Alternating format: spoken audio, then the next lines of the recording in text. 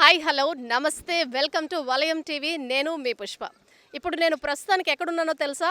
Eturi Nagaram Y junction దగ్గర అయితే మనం ఉన్నాం. ఎక్కడికి పోతున్నామో తెలుసా? మనము మేడారం జాతర.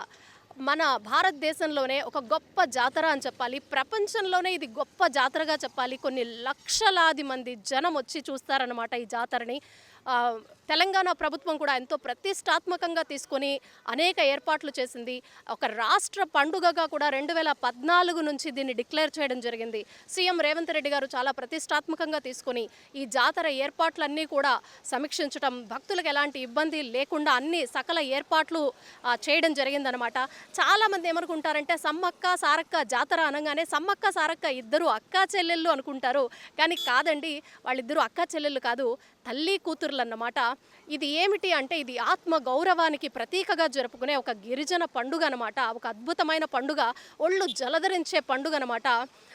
ఇది తండోపతండాలుగా వేలాది మంది, లక్షలాది మంది జనం ఇక్కడికి వస్తూ ఉంటారనమాట. మనం ప్రస్తుతానికి ఇప్పుడు మనం ఏటూరి నాగారం వై జంక్షన్ దగ్గర అయితే ఉన్నాం. కాసేపట్లో మనం మేడారం జాతర చూడబోతున్నాం, జన సందోహాన్ని చూడబోతున్నాం. మరి ఇంకెందుకు ఆలస్యం? ఆ జన ప్రవాహాన్ని, ఆ ఇసుకేస్తే రాలని జన ప్రవాహాన్ని, ఆ అలల తాకిడి, జనంతో వచ్చిన అలల తాకిడి ఎలా ఉందో చూసేద్దాం రండి.